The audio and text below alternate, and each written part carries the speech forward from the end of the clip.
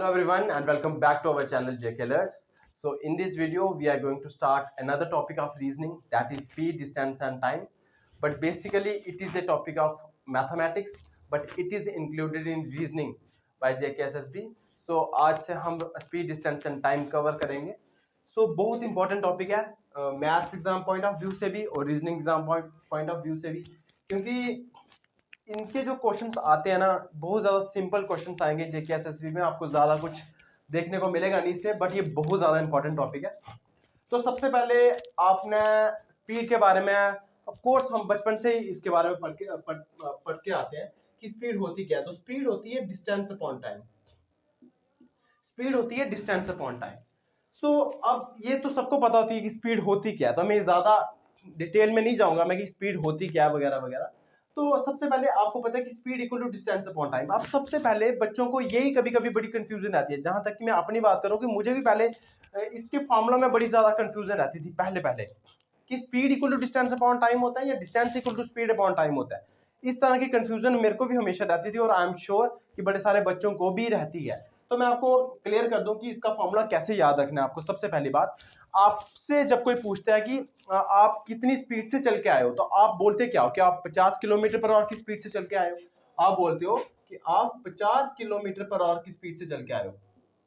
तो आपको इस पे देखना है किलोमीटर पर आवर. किलोमीटर किसका यूनिट होता है? ऑफ कोर्स डिस्टेंस का यूनिट होता है. और ये जो पर है, पर मींस डिवाइड, और किसका यूनिट होता है? टाइम का. तो आप यहां से याद रख सकते हो कि स्पीड जो होता है वो डिस्टेंस अपॉन टाइम होता है. सिंपल सी बात.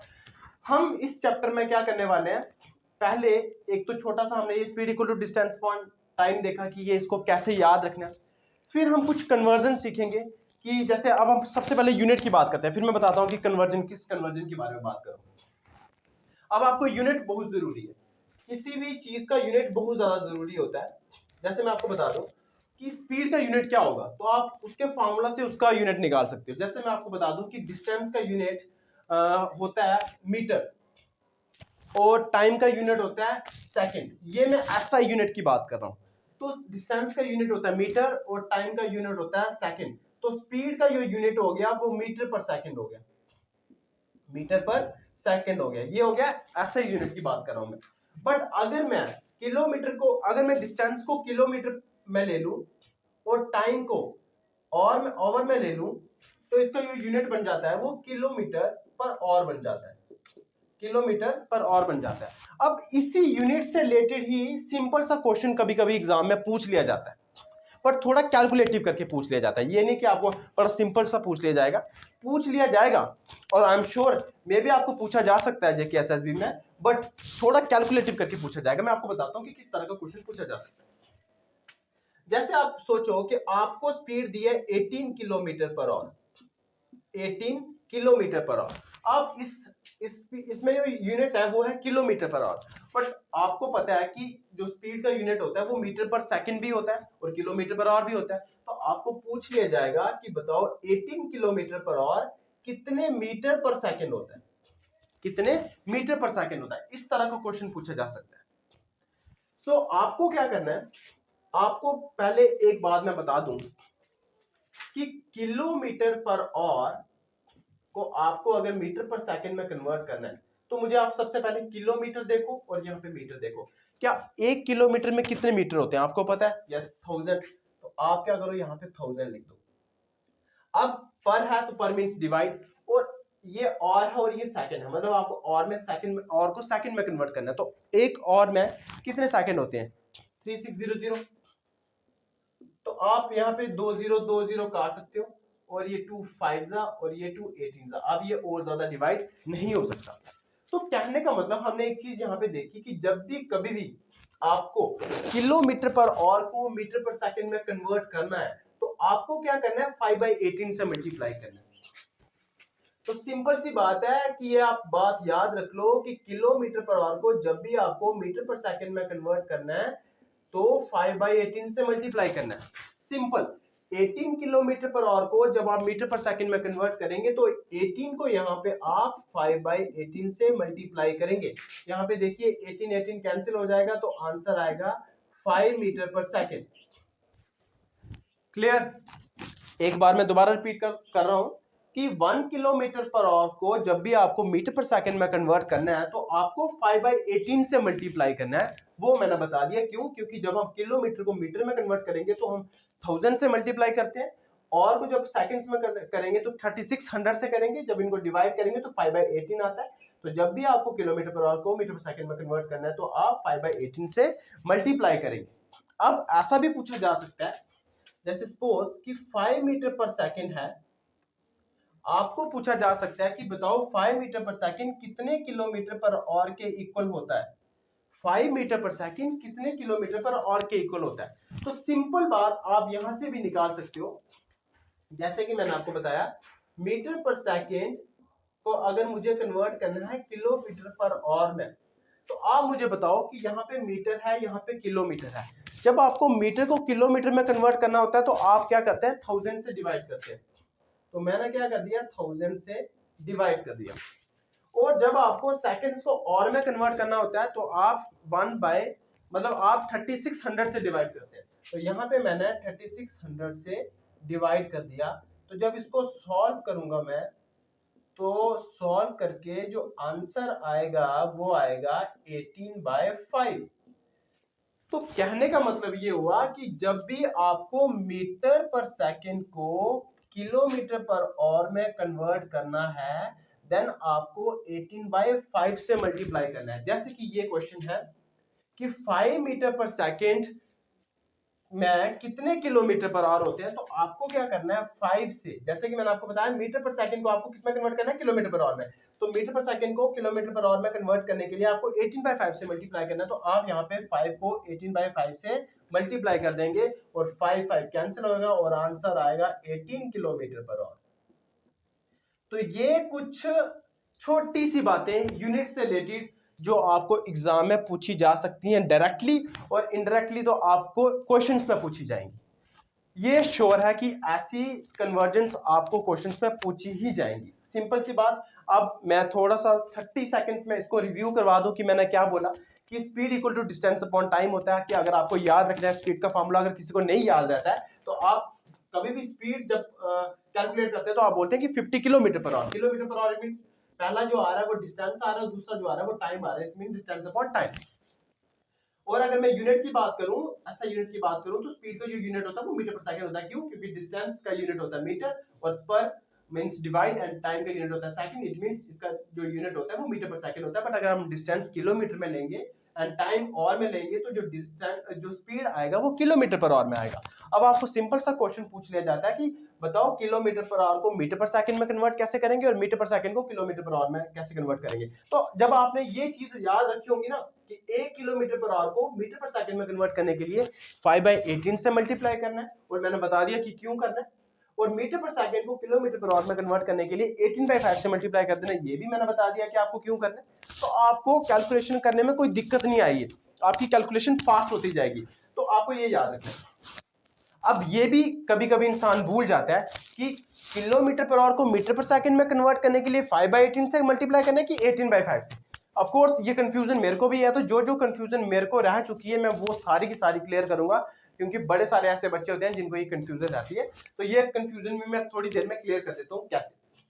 जैसे अगर आपको किलोमीटर पर आवर को मीटर पर सेकंड में कन्वर्ट करना है और आपको याद नहीं आ रहा है कि आपको 5/18 से मल्टीप्लाई करना है कि 18/5 से मल्टीप्लाई करना है, तो आप देखिए किलोमीटर यहाँ पे है और यहाँ पे मीटर है। अब मुझे बताओ कि किलोमीटर बड़ा है कि मीटर बड़ा है। ऑफ कोर्स किलोमीटर बड़ा है, मींस ये बड़ा है मीटर छोटा है। आपको क्या करना है, बड़े से छोटे जाना है, बड़े से छोटे जाना है। तो छोटा कौन सा है, 5 छोटा कि 18 छोटा है? ऑफ कोर्स 5 छोटा है। तो जब भी आपको बड़े से छोटे जाना है तो छोटा वाला ऊपर बड़ा वाला नीचे, 5/18। बट अगर आपको उल्टा जाना है, मतलब मीटर पर सेकंड को अगर आपको किलोमीटर पर आवर में कन्वर्ट करना है तो आपको क्या करना है, ये छोटा मीटर और किलोमीटर बड़ा, आप क्या कर सकते हैं, मतलब आपको छोटे से बड़ा जाना, तो बड़ा कौन सा है, 5 बड़ा है कि 18 बड़ा है? तो 18 ऊपर, क्योंकि आपने बड़े की तरफ जाना है तो बड़ा वाला ऊपर और 5 नीचे। तो ये कुछ इंपॉर्टेंट इंफॉर्मेशन है। अब हम कुछ और इंफॉर्मेशन देखते हैं स्पीड और स्पीड के बारे में और इस फॉर्मूले से रिलेटेड। सो अब नेक्स्ट क्या मैं बताने वाला हूँ, जैसे कि मैंने ये बता दिया आपको कि speed equal to distance upon time, kilometre per hour को मीटर पर सेकंड में कैसे कन्वर्ट कर सकते हैं, जस्ट 5/18 से मल्टीप्लाई करके मीटर पर सेकंड को आप किलोमीटर पर आवर में कैसे कन्वर्ट कर सकते हैं 18/5 से मल्टीप्लाई करके। अब नेक्स्ट इंफॉर्मेशन क्या है, जैसे कि मैंने बताया कि speed equal to distance upon time होता है। तो आप देखिए ये स्पीड है और ये डिस्टेंस है, आप मुझे बताइए कि स्पीड और डिस्टेंस में क्या रिलेशन हो सकता है। अच्छा, इस जब हम ये टॉपिक कवर कर लेंगे तो हम इनसे रिलेटेड फिर क्वेश्चन करना स्टार्ट कर देंगे। तो पहले मैं ये वाली जो वीडियो रहने वाली है इसमें मैं ज्यादा फोकस करूंगा कि कंसेप्ट क्लियर हो जाए, ठीक है। तो जैसे कि मैंने बताया कि speed equal to distance upon time होती है, तो आप मुझे यहाँ से एक बात बताइए कि क्या स्पीड और डिस्टेंस के बीच में कुछ रिलेशन है, क्या रिलेशन होगा अगर आप सोचें तो मैं आपको बता दूं कि स्पीड और डिस्टेंस के बीच में डायरेक्टली प्रोपोर्शनल का रिलेशन है। मतलब speed and distance are directly proportional to each other. अब इसका मतलब क्या होता है डायरेक्टली प्रोपोर्शनल का, ये पहले पहले 6 या 7 स्टैंडर्ड में ये टॉपिक हुआ करता प्रोपोर्शनल वाला चैप्टर। अब शायद एनसीईआरटी बुक से ये कट गया हुआ है, इसलिए कुछ लोगों को ज्यादा पता नहीं होता है। तो डायरेक्टली प्रोपोर्शनल का मतलब क्या होता है कि एक चीज बनने से जब दूसरी चीज बढ़ती है तो उन दो वो जो दो क्वांटिटीज होती हैं वो डायरेक्टली प्रोपोर्शनल कहलाती हैं। या ऐसा कह सकते हैं कि एक चीज कम करने से दूसरी चीज भी ऑटोमेटिकली कम हो जाए, तब भी हम वो कहते हैं कि वो दोनों चीजें जो हैं, ये दोनों क्वांटिटीज जो हैं वो डायरेक्टली प्रोपोर्शनल होती है। कहने का मतलब क्या हुआ कि अगर आप स्पीड बढ़ाते जाएंगे, अगर आप सपोज करो कि आप स्पीड बढ़ाते जा रहे हैं, तो क्या डिस्टेंस पे क्या असर आने वाला है, उसका इफेक्ट क्या पड़ने वाला है। ऑफ कोर्स डिस्टेंस भी बढ़ता जाएगा। आप जितनी स्पीड से आप कोई गाड़ी चलाओगे उतने ही रेट से डिस्टेंस भी कवर होता जाएगा। मतलब स्पीड बढ़ाने से आपका डिस्टेंस भी बढ़ता जा रहा है। या आप क्या कर सकते हैं, स्पीड अगर आप कम करेंगे तो जितने रेट से आप स्पीड कम करेंगे उतने रेट से आपका जो डिस्टेंस है वो भी कम होता जाएगा। इसका मतलब ये हुआ कि स्पीड और डिस्टेंस दोनों में जो रिलेशन है वो डायरेक्टली प्रोपोर्शनल का है। अब डायरेक्टली प्रोपोर्शनल का कहने का मतलब ये हुआ कि अगर जो एक एक तो हमने ये पढ़ लिया, इसको देखते हैं हम। अब अगर मैं पूछूं स्पीड और टाइम में क्या रिलेशन है, स्पीड और टाइम में क्या रिलेशन है, तो आपको पता है कि जब हम अपनी स्पीड बढ़ाएंगे, तो अगर आपको किसी डेस्टिनेशन पहुंचना है तो आप क्या करेंगे, जब स्पीड बढ़ाएंगे तो आपको उस डेस्टिनेशन पहुंचने में आपको जो टाइम लगेगा वो कम लगेगा। और अगर आप कम स्पीड से जाएंगे तो आपको जो टाइम है वो ज्यादा लगेगा। तो कहने का मतलब ये हुआ कि स्पीड और टाइम में इनवर्सली प्रोपोर्शनल का रिलेशन है। डायरेक्टली प्रोपोर्शनल लिखते हैं ऐसे कि स्पीड जैसे जैसे स्पीड बढ़ाते जाएंगे डिस्टेंस भी बढ़ता जाएगा।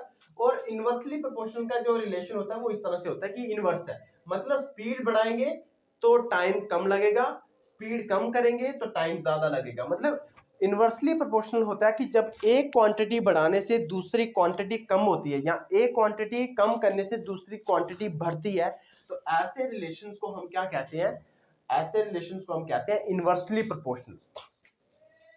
अब मैं आपको एग्जांपल दूं एक छोटी सी, तो कहने का मतलब ये हुआ कि दो कार्स हैं ए और बी।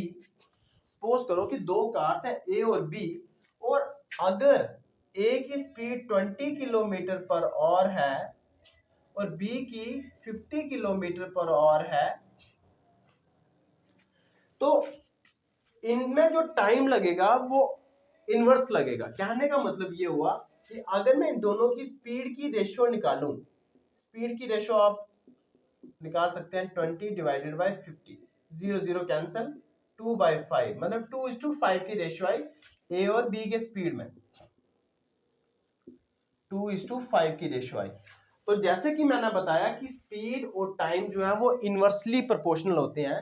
तो अगर ए और बी की स्पीड की रेशियो 2:5 है, तो मुझे बताओ ए और बी के टाइम की रेशियो क्या होगी। ऑफ कोर्स इनवर्स होगी, उल्टी होगी। इनवर्स का मतलब उल्टी होगी, तो ये होगी 5:2, ये होगी 5:2।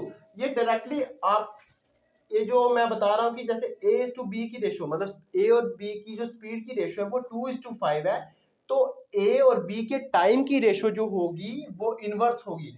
वो हमने कहां से देखा, इस रिलेशन से देखा, क्योंकि स्पीड और टाइम जो होते हैं वो इनवर्सली प्रोपोर्शनल होते हैं। बट इस केस में देखूं तो मैं ए और बी की अगर स्पीड की रेशियो देखूं तो जैसे मैंने बता दिया 2:5 की है। बट अगर मैं डिस्टेंस की रेशियो देखूं ए और बी के डिस्टेंस की रेशो देखूं तो वो भी 2:5 आएगी। क्यों?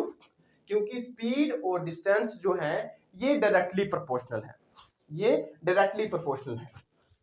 बट ये मैं आपको एक बात बताना भूल गया कि जब स्पीड डायरेक्टली प्रोपोर्शनल होती है डिस्टेंस के, तो ये तब पॉसिबल है जब टाइम कांस्टेंट हो। जब टाइम चेंज ना हो रहा हो तब ये चीज पॉसिबल होती है। बट अगर मैं बात करूं speed is inversely proportional to time, तो ये चीज पॉसिबल तब होती है जब डिस्टेंस कांस्टेंट होता है। जब ये दोनों बॉडीज एक ही पर्टिकुलर डिस्टेंस को कवर करने के लिए जा रही हो, तो इनकी जो स्पीड होती है वो टाइम के इनवर्सली प्रोपोर्शनल होती है। बट अगर ये बॉडीज अगर टाइम कांस्टेंट हो तब ये स्पीड और जो स्पीड होती है उन दो बॉडीज की वो डायरेक्टली प्रोपोर्शनल होती है डिस्टेंस की। तो अब हम क्या करेंगे कि इससे रिलेटेड कुछ क्वेश्चंस प्रैक्टिस करेंगे, तब आपको बिल्कुल क्लियर हो जाएगा कि मैं क्या कहने वाला हूं। तो अब हम कुछ क्वेश्चंस की प्रैक्टिस कर लेते हैं ताकि हमने जो भी कंसेप्ट पढ़े हैं वो क्लियर हो जाए। जैसे कि अब मैंने एक कन्वर्जन से रिलेटेड कुछ टॉपिक क्वेश्चंस लिखे हुए हैं, तो स्टार्ट करता हूं। जैसे कि मैंने आपको बताया कि किलोमीटर पर आवर को अगर मीटर पर सेकंड में कन्वर्ट करना हो तो आपको क्या करना है। जैसे कि किलोमीटर पर आवर को पहले आप देख ही लीजिए कि मैंने कौन सा क्वेश्चन किलोमीटर पर आवर और मीटर पर सेकंड वाला कन्वर्ट करने के लिए बोला हुआ है।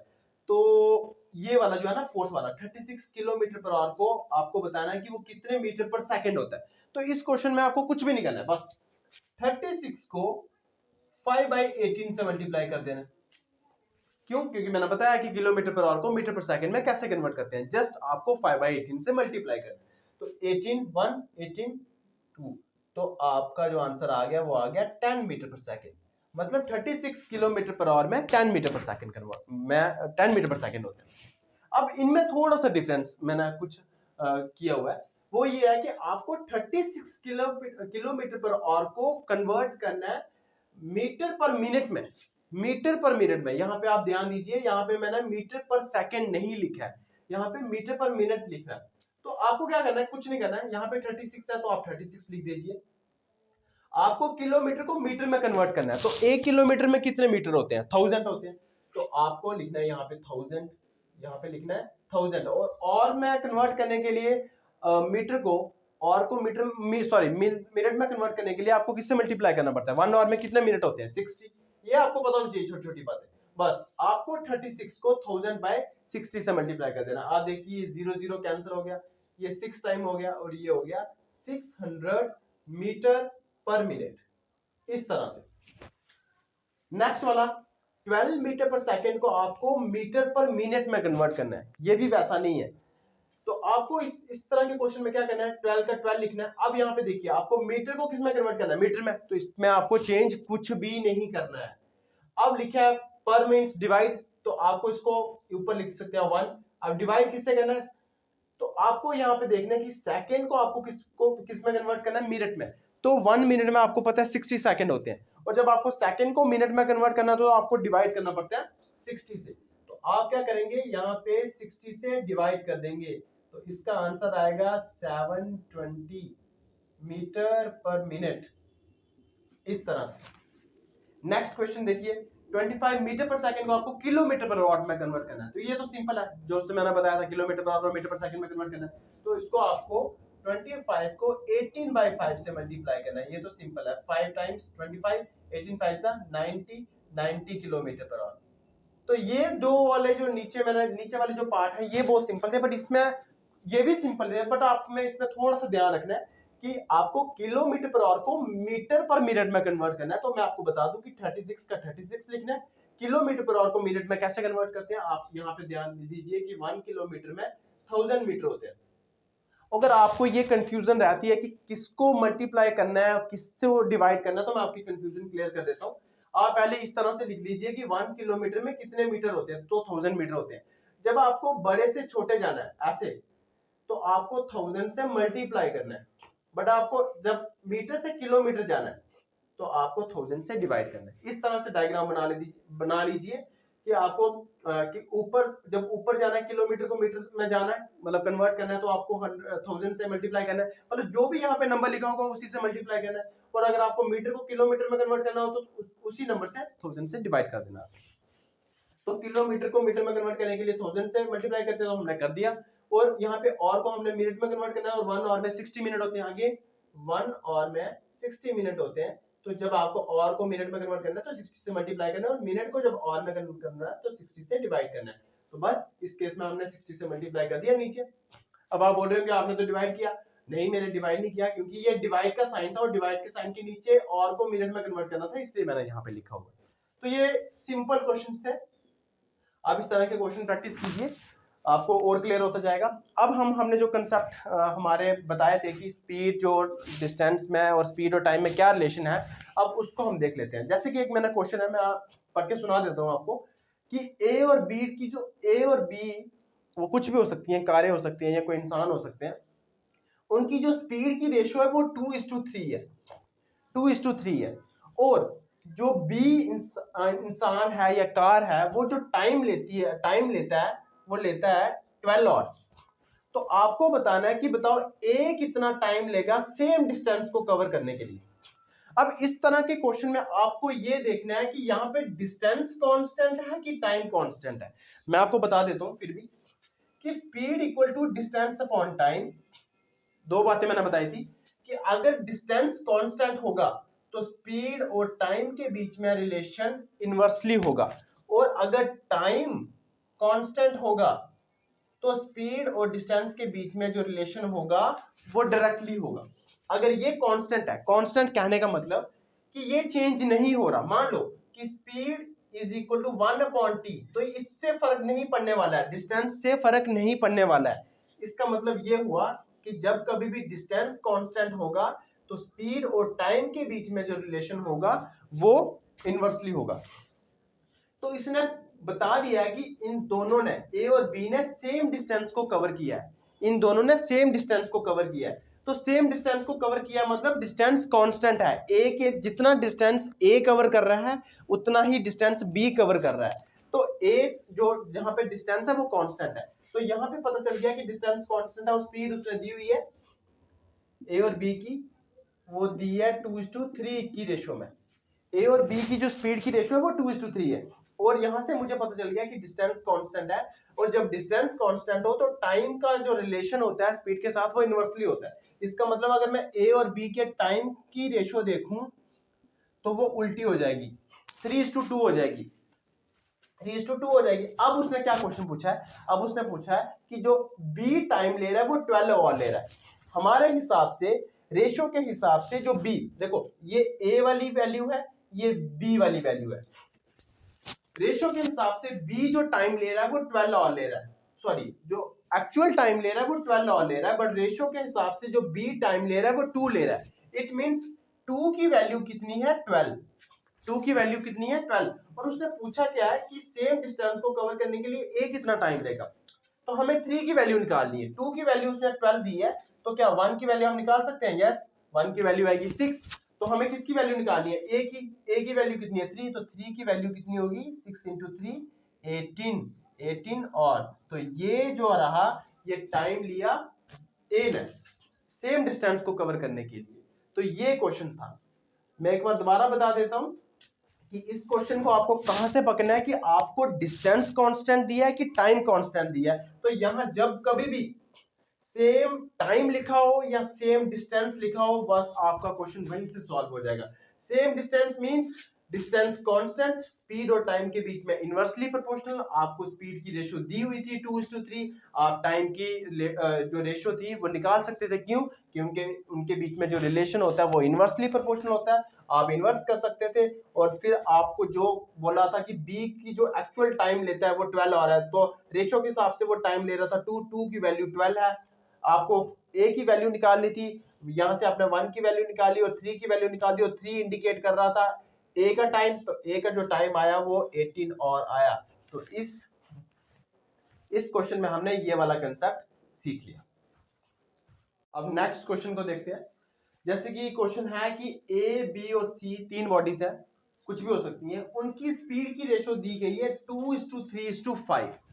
आपको बताना है कि उनके टाइम जो वो लेंगे सेम डिस्टेंस को कवर करने के लिए, बस इसको आपने ध्यान में रखना है, क्योंकि क्वेश्चन यहीं से पता चलेगा कि कैसे अप्रोच में लाना है क्वेश्चन, मतलब कैसे अप्रोच करेंगे उस क्वेश्चन को। तो आपको एबीसी की जो स्पीड की रेशो है वो दे दी गई है 2:3:5। आपको उनके टाइम की रेशो निकालनी है, सिंपल सी बात है। बट आपको आगे क्या दे दिया गया कंडीशन कि वो जो है सेम डिस्टेंस को कवर करते हैं। कहने का मतलब कि जब भी आप speed equal to distance upon time लिखेंगे, जब उसने बोल दिया कि सेम डिस्टेंस, इसका मतलब डिस्टेंस यहाँ पे कांस्टेंट है, डिस्टेंस यहाँ पे चेंज नहीं हो रहा। जितना डिस्टेंस ए कवर कर रहा है उतना ही डिस्टेंस बी भी कवर कर रहा है और उतना ही डिस्टेंस सी कवर कर रहा है, तब जाके स्पीड और टाइम के बीच में जो रिलेशन होगा वो इनवर्सली होगा।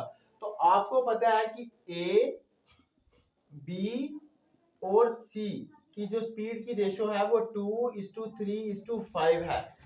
तो अब उनके टाइम की रेशो कितनी होने वाली है? आप बोलोगे 5:3:2।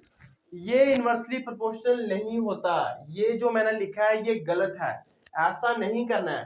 वो जो मैंने दो केस में लिखा था कि डायरेक्टली 2:3 को 3:2 लिख दिया था, वो क्यों लिखा था वो मैं भी बताता हूँ। ऐसा नहीं करना है। जब भी पूछा जाए कि स्पीड की रेशो आपको दे दी गई है, आपको टाइम की रेशो बतानी है, तो आपको डायरेक्टली इस तरह से नहीं करना है। किस तरह से करना है मैं आपको बता देता हूं। इनवर्सली प्रोपोर्शनल का मतलब होता है अगर स्पीड की रेशो जो है ए बी सी की 2:3:5 है, तो जो टाइम की रेशो होगी वो 1/2:1/3:1/5 होगा। इनवर्सली प्रोपोर्शनल का मतलब ये होता है। अगर मैं दो केस वाले में लिखूं, जैसे ए और बी की स्पीड की रेशो जो है वो 2:3 है, तो टाइम की जो रेशो मैं लिखता था वो मैं लिखता था 3:2। तो आप सोच रहे होंगे कि इसमें तो आप 3:2 लिखते थे, तो इसमें लिखने में क्या प्रॉब्लम है 5:3:2। मैं बता दूं कि इसको भी मैं 1/2 और 1/3 ही लिखता था, बट जब मैं इसको सॉल्व करता था, आपने रेशियो एंड प्रोपोर्शन वाले सर की वीडियो देखी होगी, उसमें आपको समझाया गया होगा कि इस तरह की रेशियो को कैसे कन्वर्ट करना है। आपको डिनोमिनेटर का एलसीएम लेना है, जैसे 2 और 3 का एलसीएम होता है 6। आपको बता देता हूँ एलसीएम की ट्रिक क्या होती है। जब भी दो नंबर डिनोमिनेटर में ऐसे हो जिनमें कुछ भी कॉमन ना आता हो, कहने का मतलब जैसे 2 और 3 कोई भी एक ऐसा टेबल नहीं है जिसमें 2 भी आता हो और 3 भी आता हो, मतलब ये जो है ये कॉमन नहीं है, तो आप इनका डायरेक्टली मल्टीप्लाई कर लीजिए, जो भी मल्टीप्लाई करके प्रोडक्ट आएगा वो एलसीएम होएगा। तो इनका जो एलसीएम आया वो 6 आया। अब क्या करना है, इन दोनों को आपने 6 से मल्टीप्लाई कर देना है। तो इसको जब आप 6 से मल्टीप्लाई करोगे, इसको जब 6 से मल्टीप्लाई करोगे आएगा 3:2। तो कहने का मतलब दो वाले केस में जो 3:2 ये मतलब इन्वर्स करके 3:2 ही आता था, इसलिए हम थोड़ा शॉर्टकट कर देते थे। बट इस केस में ऐसा नहीं होता। आपको क्या करना है, 2, 3 और 5 का एलसीएम लेना है। 2 और 3 और 5 का एलसीएम अगर आप जल्दी जल्दी निकालें तो आता है 30 आता है। तो अब क्यों मैंने जल्दी से कैसे निकाल दिया, वही मैंने तरीका आजमाया कि 2, 3 और 5 में कुछ देखो कुछ कॉमन आता है, इन तीनों नंबर में कुछ भी कॉमन नहीं आता। तो आपको क्या करना है, जिनमें कुछ कॉमन नहीं आता हो, मतलब जो नंबर किसी एक टेबल में नहीं आते हो, यहाँ पे तो तीनों के तीनों नंबर किसी एक टेबल में नहीं आते, तो आप डायरेक्टली इनका प्रोडक्ट निकालो, जो प्रोडक्ट आएगा वो एलसीएम होएगा। तो आप इसका एलसीएम आता है 30, आपको सबको 30 से मल्टीप्लाई करना है, इसको भी 30 से मल्टीप्लाई करना है, इसको भी मल्टीप्लाई 30 से, और इसको भी। इसको करोगे तो आएगा 15, इसको करोगे तो आएगा 10, इसको करोगे तो आएगा 6। तो ये रेशियो होगी टाइम के ए बी सी के। तो देख लीजिए, मैंने एक बार दोबारा बता देता हूं मैं क्या बोल रहा हूं। मैंने क्या बताया कि क्वेश्चन तो आपको यहां से पकड़ लेना है कि आपको डिस्टेंस क्या दिया है, मतलब जो कांस्टेंट है वो कौन सी वैल्यू दी है, डिस्टेंस कांस्टेंट रखा है इस क्वेश्चन में या टाइम कांस्टेंट रखा है। तो जब भी वो बोल दे कि same distance, it means distance यहाँ पे कांस्टेंट है। सेम डिस्टेंस का मतलब कि तीनों बॉडीज सेम ही डिस्टेंस कवर कर रही है। तो जब डिस्टेंस कांस्टेंट होगा तो यहाँ पे स्पीड और टाइम का रिलेशन इनवर्सली हो जाएगा। तो स्पीड की रेशो हमें जो दी थी वो 2:3:5 दी थी, तो हमें उसने पूछा था कि इनके टाइम टेकन की रेशो कितनी होगी, तो वो 5:3:2 नहीं होगी। वो मैंने बता दिया क्यों, क्योंकि इनवर्सली का जब आपको इन्वर्स करके निकालना होता है तो 1/2, 1/3, 1/5 करके निकालना होता है। दो वाले केस में भी इस तरह से निकालना होता है, बट दो वाले केस में इजी फैक्टर ये रहता है कि आप इनको उल्टा करके लिख दीजिए, आंसर वही आएगा। जब आप इनको ऐसे सॉल्व करेंगे तब भी आंसर वही आएगा, और उल्टा करके लिखेंगे तब भी आंसर सेम आएगा। बट जब तीन दो से ज्यादा वाली रेशो आपको दी हो तब आपको इस तरह का शॉर्टकट यूज नहीं करना। तो इस वीडियो में हमने एक टाइप को अच्छे से कवर कर लिया। अब हम एक और प्रैक्टिस क्वेश्चन करेंगे जिसमें टाइम कांस्टेंट होगा, उस क्वेश्चन को देखेंगे। अब हमारा जो नेक्स्ट क्वेश्चन है, a policeman saw a thief from a distance of 200 meter and started running towards him। तो एक पुलिसमैन है और एक चोर है। तो पुलिसमैन ने क्या किया कि एक चोर को 200 मीटर की दूरी से देखा, मतलब चोर आगे कहीं और जो पुलिसमैन है वो पीछे, और उनके बीच में जो डिस्टेंस है वो 200 मीटर है। फिर क्या हुआ कि जैसे ऑफ कोर्स जब थीफ को पता चलेगा कि उसके पीछे पुलिस है, तो वो क्या करना करेगा कि वो भागना स्टार्ट कर देगा। फिर उसने क्या कर दिया कि उसने बता दिया कि पुलिसमैन और जो चोर की जो स्पीड है वो कितनी है, वो 12 किलोमीटर पर आवर और 10 किलोमीटर पर आवर है रिस्पेक्टिवली। मतलब जो पुलिस वाले की है वो 12 किलोमीटर पर आवर है और जो थीफ की है वो 10 किलोमीटर पर आवर है। तो आपको ये बताना है कि जो थीफ ने डिस्टेंस कवर किया पकड़े जाने से पहले वो कितना कवर किया। अगर हम इसको मैं डायग्रामेटिकली आपको समझाऊं तो सपोज कीजिए कि ये एक पुलिस वाला है, यहाँ पे एक पुलिस वाला है और यहाँ पे थीफ है कहीं, और इनके बीच में जो डिस्टेंस है वो कितना है, 200 मीटर है। इनके बीच में डिस्टेंस 200 मीटर है। पुलिस वाले की जो स्पीड है वो 12 किलोमीटर पर आवर है और जो थीफ की स्पीड है वो 10 किलोमीटर पर आवर है। तो अब क्वेश्चन तो ये बनता है कि क्या पुलिस वाला इसको पकड़ पाएगा? ऑफ कोर्स पकड़ पाएगा। क्यों? क्योंकि पुलिस वाले की स्पीड थीफ से ज्यादा है, 12 किलोमीटर पर आवर है, ये 10 किलोमीटर पर आवर है। ऑफ कोर्स कुछ डिस्टेंस कवर करके ये पकड़ लेगा इसको। तो जैसे ये थीफ ने इसको देखा पुलिस वाले को, जो कि 200 मीटर की दूरी पे था उससे, तो ये भागना स्टार्ट कर दिया। तो थीफ वाला इस डायरेक्शन में भागेगा तो पुलिस वाला भी उसकी डायरेक्शन में भागना स्टार्ट हो जाएगा। तो जैसे कि मैंने बताया कि एक डिस्टेंस के बाद पुलिस वाला उसको पकड़ लेगा। तो मान लेते हैं कि थीफ यहां पे पहुंचा जब, तो पुलिस वाले ने इसको पकड़ लिया। मतलब जब थीफ यहां पे पहुंचा तो पुलिस वाला भी यहां पे पहुंच गया और ये थीफ भी यहां पे पहुंच गया, तो पुलिस वाले ने थीफ को पकड़ लिया। तो मान लेते हैं कि जो थीफ ने यहां से लेके यहां तक डिस्टेंस कवर किया वो कितना कवर किया, एक्स कवर किया। मान लेते हैं वो कितना डिस्टेंस कवर किया, एक्स कवर किया। और पुलिस वाले ने यहां तक डिस्टेंस कवर कितना किया, x plus 200 metre, x plus 200 metre. अब मुझे एक बात बताइए, जो थीफ है वो यहां से चला यहां तक, तो उसने कितना टाइम लिया, टी टाइम लिया। ऑफ कोर्स टी टाइम लिया उसने, क्योंकि हमें टाइम तो उसने बताया नहीं। बट अगर मैं पुलिस वाले की बात करूं, जितना टाइम थीफ ने यहां से लेके यहां पहुंचने में लगाया है उतना ही टाइम पुलिस वाले ने यहां से यहां पहुंचने में लगाया। तो कहने का मतलब इसने भी टी ही टाइम लगाया। सोचने वाली बात है ये। तो अच्छा कंसेप्ट है, बहुत ज्यादा अच्छा कंसेप्ट है। जितने टाइम में थीफ यहां से यहां पहुंचा है उतने ही टाइम में पुलिस वाला यहां से यहां पहुंचा है। क्यों? क्योंकि पुलिस वाले की स्पीड ज्यादा थी। तो पुलिस वाले ने भी टाइम टी लिया, थीफ ने भी टाइम टी लिया। तो यहां से मुझे ये पता चल गया कि जब speed equal to distance upon time होता है और जब टाइम कांस्टेंट है, यहां पे मुझे ये पता चल गया कि यहाँ पे कौन सी चीज कांस्टेंट है, टाइम कांस्टेंट है। और यहाँ पे अगर टाइम कांस्टेंट है इसका मतलब ये हुआ कि यहाँ पे स्पीड और डिस्टेंस के बीच में जो रिलेशन है वो डायरेक्टली प्रोपोर्शनल है। तो अब स्टार्ट करते हैं। जैसे कि मुझे पता चल गया स्पीड और डिस्टेंस के बीच में रिलेशन कैसा है, डायरेक्टली प्रोपोर्शनल। तो यहाँ पे मैं पुलिस वाले और थीफ की स्पीड की रेशियो निकाल सकता हूँ, क्योंकि मुझे इनकी स्पीड दी हुई है 12 और 10। तो जब इनकी रेशियो 12:10 तो रेशियो इनकी आएगी 6:5। तो मैंने क्या कर दिया, स्पीड और टाइम की रेशियो जो है पुलिस और थीफ की मैंने निकाल दी, वो आई 6:5। अब मैं इनके डिस्टेंस की रेशियो निकाल सकता हूँ। क्यों? क्योंकि यहाँ पे टाइम कांस्टेंट है, जितना टाइम थीफ ले रहा है इस जगह पे पहुंचने के लिए उतना ही टाइम पुलिस वाला भी ले रहा है, तो टाइम कांस्टेंट है। तो मैं यहाँ पे डिस्टेंस की रेशियो निकाल दूंगा थीफ और पुलिस वाले की, वो आएगी 6:5 ही। क्यों? क्योंकि डायरेक्टली प्रोपोर्शनल है। जब कोई एक क्वांटिटी बढ़ती है तो दूसरी क्वांटिटी भी बढ़ती है, एक क्वांटिटी कम होती है दूसरी क्वांटिटी भी कम होती है, तो डायरेक्टली प्रोपोर्शनल है। अब मुझे क्वेश्चन में आपको ये देखना है कि पुलिस वाले ने जो डिस्टेंस कवर किया है वो x प्लस 200 किया है और जो थीफ ने कवर किया है वो x किया है। अगर मैं इन दोनों का डिफरेंस देखूं कि इन दोनों के बीच में डिस्टेंस का डिफरेंस कितना है, तो वो 200 मीटर ही है बेसिकली। क्यों? क्योंकि आप इनको माइनस करोगे तो एक्स एक्स कैंसिल हो जाएगा, तो इनका डिफरेंस कितना है 200 मीटर। अगर मैं रेशियो के हिसाब से देखूं तो इनके जो डिफरेंस है रेशियो के हिसाब से वो है 1। रेशियो के हिसाब से इनके बीच में जो डिफरेंस है वो है 1, और बट एक्चुअल में जो डिफरेंस है इनके बीच में वो है 200। तो 1 की वैल्यू हो गई 200, 1 की वैल्यू है 200।